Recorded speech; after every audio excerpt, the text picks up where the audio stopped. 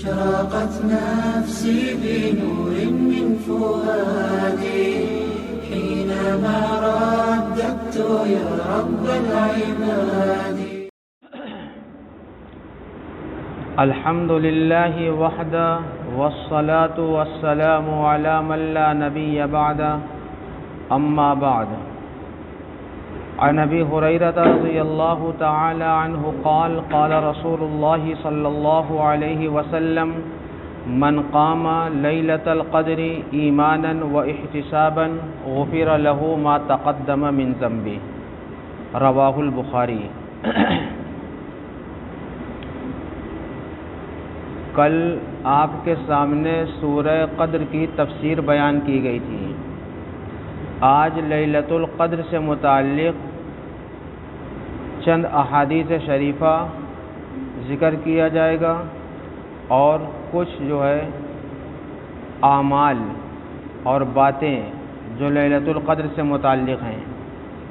تو سب سے پہلی حدیث بخاری شریف میں ہے کہ حضرت نبی پاک صلی اللہ علیہ وسلم نے فرمایا کہ جس شخص نے لیلۃ القدر میں بحالت ایمان اور ثواب کی امید سے عبادت کیا، بحالت ایمان اور ثواب کی امید سے جس نے عبادت کیا، اللہ تعالیٰ اس کے پچھلے تمام گناہ کو بخش دیں گے. یہ ایک بہت بڑی فضیلت ہے. اب کسی کی عمر 30 ہے، کسی کی 40 ہے، کسی کی 50، کسی کی 60، کسی کی 70. تو جتنے بھی گناہ ہوئے ہیں اگر لیلۃ القدر میں عبادت کر لی تو پچھلے سالوں کے گزشتہ سب گناہ معاف ہو جائیں گے. بہت بڑی فضیلت ہے.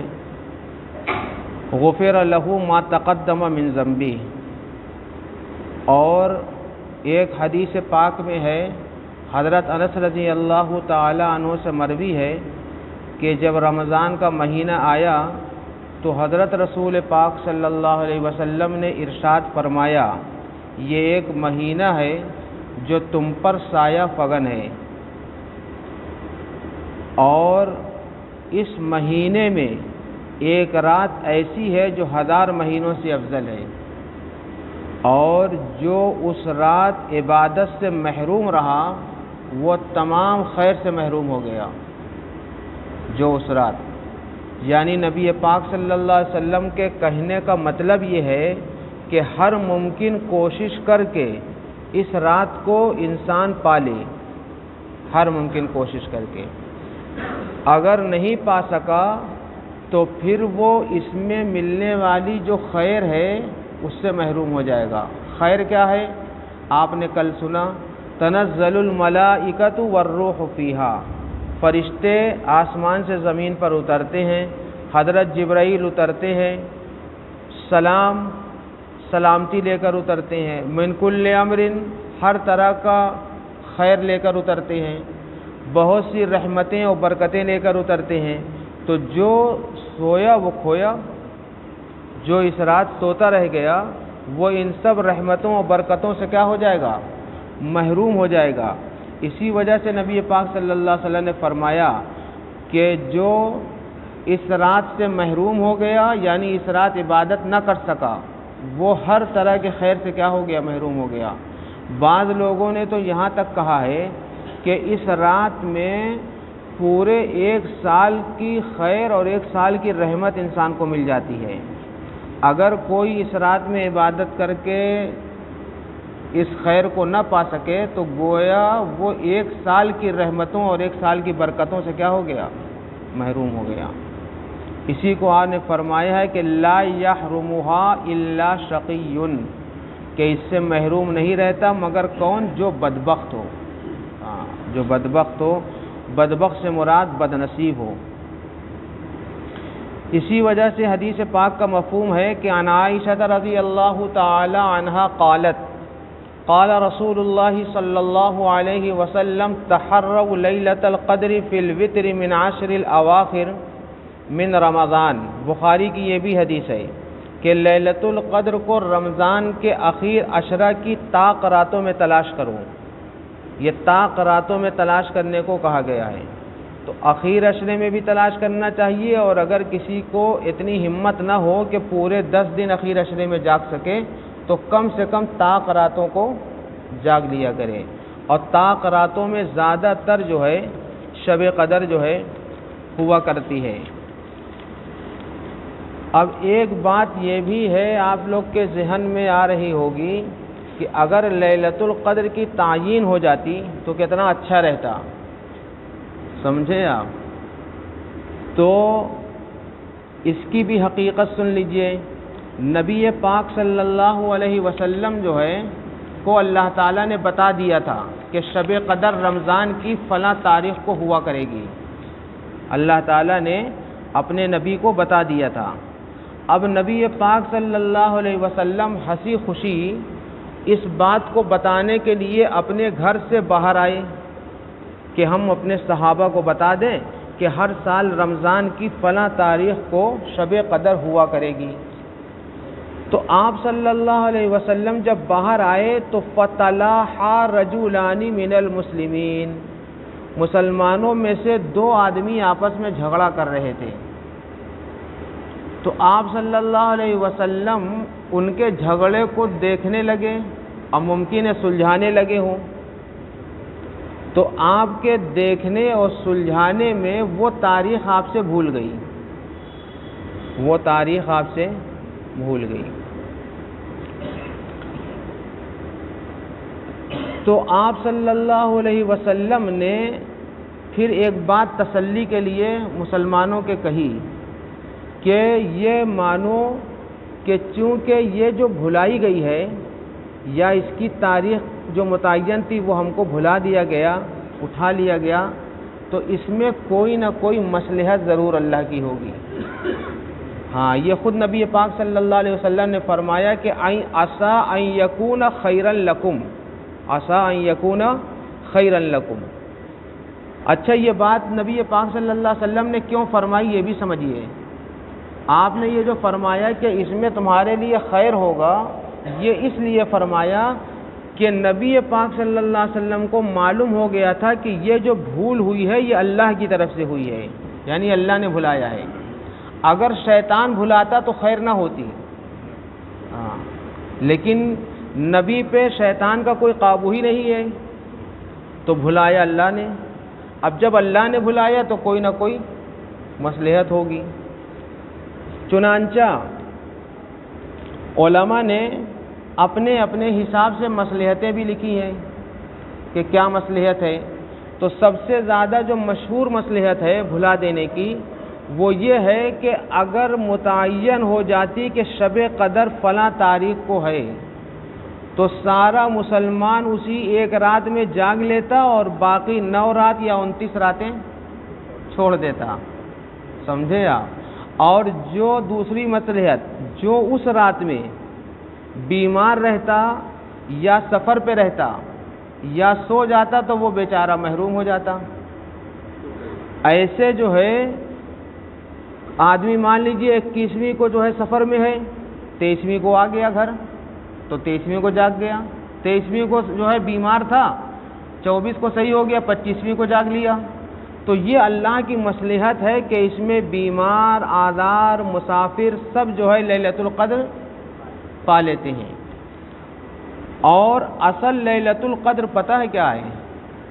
مطلب لیلۃ القدر تو وہی ہے جو اللہ نے فرمایا، لیکن مسلمانوں کی اصل لیلۃ القدر وہی ہے جس رات وہ جاگ جائے۔ اگر وہ رات میں جاگتا ہے، محنت کرتا ہے، تو اللہ کی کریم ذات سے امید ہے کہ اس کو لیلۃ القدر میں جاگنے کا اجر ضرور عطا فرمائیں گے، ضرور، اس کریم ذات سے امید ہے۔ تو ہر مسلمان کو یہ سوچ کے جاگنا چاہیے کہ آج ہم لیلۃ القدر میں جاگ رہے ہیں، اس سے جو ہے اس کے کیا کہتے ہیں عبادت میں جوش پیدا ہوگا، ہاں، عبادت میں طاقت پیدا ہوگی۔ تو یہ بہت بڑا فائدہ ہے۔ اگر ایک رات متعین ہو جاتی تو مسلمان ایک رات جاگتا باقی سوتا، تو اللہ تعالیٰ نے کہا نہیں، رمضان کے مہینے میں سبھی راتوں میں جاگو تو بہتر ہے۔ اور یہ تو حضرت عمر ابن الخطاب کا بہت بڑا احسان ہے امت پر کہ انہوں نے 20 رکعت تراویح کے لیے سب کو متعین کر دیا کہ یہ تمہارے لیے سنت مؤکدہ ہے، اس کو پڑھا کرو پابندی سے۔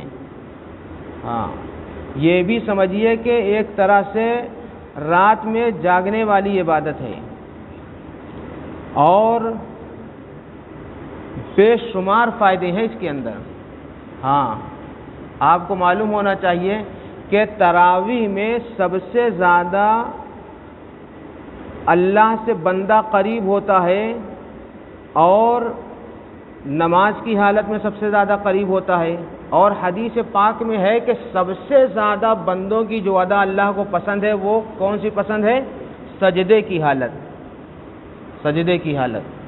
تو سجدے کی جو حالت ہے، آپ یہ بتائیے کہ اللہ جو سب سے زیادہ بندہ قریب ہوتا ہے سجدے میں، تو جس تراویح میں سجدہ کم ہو وہ تراویح اچھی ہے، یا جس تراویح میں سجدہ زیادہ ہو وہ اچھی ہے؟ جس میں زیادہ ہو۔ تو 8 رکعت تراویح میں کتنے سجدے آئیں گے؟ نہیں، ہر رکعت میں 2 ہوتا ہے نا، تو 16 ہی تو ہوگا، 16 ہوگا، ٹھیک ہے۔ اور 12 رکعت میں کتنا ہوگا؟ 24 ہو جائے گا، اور 20 رکعت میں 40۔ تو 40 سجدے میں اللہ سے قربت حاصل ہوگی زیادہ، یا 16 اور 24 سجدے میں زیادہ قربت حاصل ہوگی 40 میں؟ تو یعنی دلیل کو انسان اٹھا کے رکھ دے طاق پر، اپنی عقل سے پوچھے کہ 20 رکعت تراویح افضل ہے یا 10 رکعت افضل ہے۔ پتہ نہیں عربوں کو کیا ہو گیا بیچاروں کو، کہ انہوں نے بھی اپنے سجدے جو ہے 20 کم کر دیے، 20 سجدے کم کر دیے۔ تو بتائیے، اس لیے یہ حضرت عمر کا امت پر بہت بڑا احسان ہے کہ 40 سجدے خدا کی بارگاہ میں ہو جاتے ہیں 20 رکعت تراویح پڑھنے والوں کے، اور جو بیچارے 10 پڑھتے ہیں وہ 20 سجدوں سے محروم ہو جاتے ہیں۔ تو یہ بھی لیلۃ القدر کا ایک حصہ ہے۔ ہم اصل یہ کہنا چاہ رہے ہیں کہ اگر لیلۃ القدر میں کوئی اسپیشل نہ جاگ سکے تو کم سے کم ادنا درجہ یہ ہے کہ تراویح نہ چھوڑے اس دن کی۔ ہاں، آخر عشرے کی تراویح نہ چھوڑے۔ کتنے لوگ ہیں جو قرآن ختم کر لیتے ہیں اور تراویح چھوڑ دیتے ہیں پھر، تو ان راتوں میں کم سے کم آخر عشرے کی راتوں میں تراویح نہ چھوڑے۔ اور اس میں ایک بڑی اہم بات یہ معلوم ہوئی، یہ حکمت تو اپنی جگہ پہ ہے، لیکن بڑی اہم بات یہ معلوم ہوئی کہ آپسی لڑائی بڑی نحوست کی چیز ہے اور بڑی خراب چیز ہے۔ اسلام نے آپس کی لڑائی کو بالکل پسند نہیں کیا ہے، اور اس وقت مسلمانوں کا حال یہ ہے کہ غیر سے لڑائی کر نہیں پا رہے ہیں اور آپس میں لڑائی میں ادھم مچائے ہوئے ہیں۔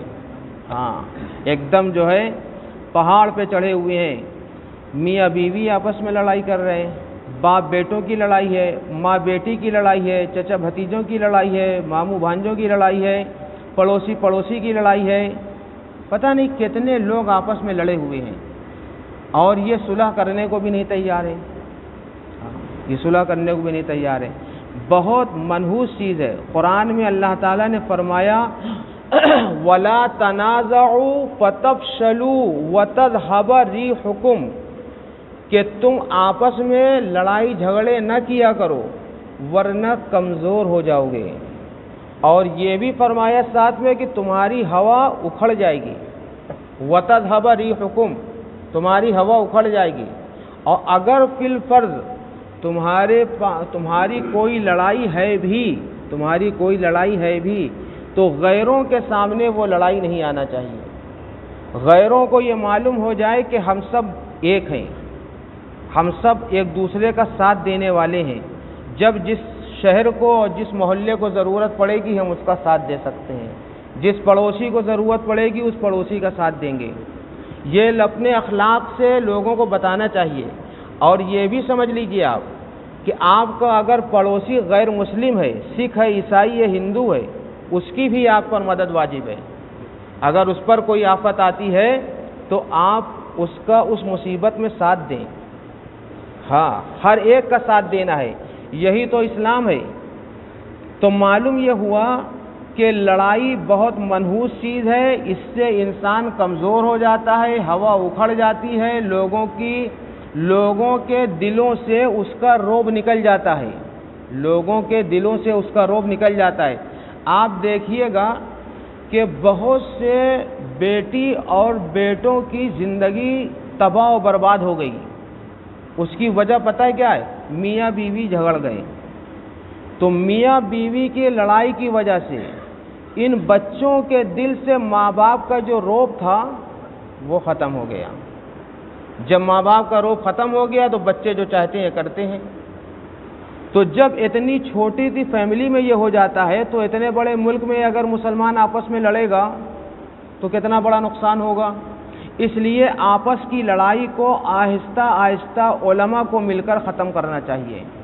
ہاں، جو بڑے لوگ ہیں، مقتدی لوگ ہیں، ان کو جو ہے ایسے الفاظ کے استعمال سے اور ایسے مسائل کے بتانے سے اور ایسی باتوں کو بیچ میں کرنے سے پرہیز کرنا چاہیے جس سے آپس میں لڑائی ہوتی ہو۔ ہاں، اور سبھی کو اس سے بچنا چاہیے، یعنی مسلمان ایسی بات نہ کرے کہ مسلمان ہندوؤں سے لڑ بیٹھے، نہ ہندوؤں کو ایسی بات کرنا چاہیے کہ وہ ہندو مسلمانوں سے لڑ بیٹھے۔ مطلب یہ جو نفرت کی آگ ہے یہ کسی کے درمیان بھی اچھی نہیں ہے۔ آپ خود دیکھ لیجئے کہ مطلب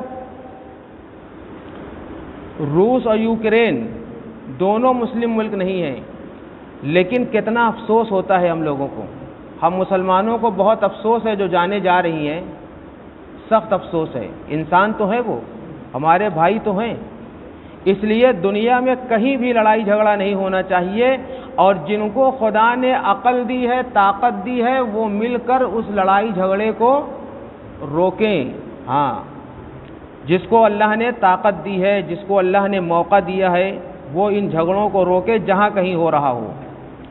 اب ایک اور بڑی اہم بات سمجھیے آپ کہ یہ جو رات ہے، اس رات میں اللہ تعالیٰ بڑی بارشیں کرتے ہیں رحمتوں کی اور برکتوں کی، اور بہت لوگوں کو معاف کرتے ہیں، مغفرت کرتے ہیں، اس کی درگزر کر دیتے ہیں۔ لیکن پھر بھی اس رات میں 4 قسم کے لوگ ایسے ہیں جن کی اللہ تعالیٰ مغفرت نہیں کرتے۔ 4 قسم کے لوگ ایسے ہیں۔ سب سے پہلا وہ شخص ہے جو اپنے ماں باپ کا نافرمان ہے۔ کتنے افسوس کی بات ہے ان اولادوں کے لیے جو اپنے ماں باپ کو ستا رہی ہے، جو اپنے ماں باپ کی نافرمانی کر رہی ہے۔ ہاں، ہم ان تمام نوجوان بچوں سے کہیں گے کہ اپنے ماں باپ کا پورا احترام کریں، ان کا پورا خیال کریں۔ قرآن نے کہا ہے وَلَا تَقُلْ لَهُمَا اُفٍّ، کہ ان کے سامنے اف بھی نہ کہو۔ اور کتنے بچے ہیں جو اپنے ماں باپ کو جھڑکتے ہیں، اپنے ماں باپ کو ڈانٹتے ہیں۔ کیسے کیسے لوگ ہمارے پاس آتے ہیں اور روتے ہیں، بے تحاشا روتے ہیں۔ ایک عورت آ کے ہمارے ہاں زمانے تک روتی رہی، اس کی بیٹی جو ہے اس کو گھر سے نکال دیتی تھی، اس کی بیٹی۔ ایک باپ جو ہے مر گئے بیچارے کورونا میں، ان کو ان کے بیٹوں نے نکال دیا تھا، برابر آ کر یہاں روتے تھے، انتقال ہو گیا۔ تو بہرحال ایسے بہت سے واقعات ہیں۔ ہم ہاتھ پیر جوڑ کر بہت جو ہے عاجزانہ درخواست کرتے ہیں کہ بچے اپنے ماں باپ کو بالکل نہ ستائیں۔ اللہ کی طرف سے یہ حکم ہے کہ جو بچے ماں باپ کو ستاتے ہیں ان کو دنیا ہی میں اللہ تعالیٰ سزا دیتے ہیں۔ اشرقت نفسی بنور من فؤادی حينما رددت يا رب العباد وانتشت روحي وصار الدمع يجري يا إلهي خذ بقلبي للرشاد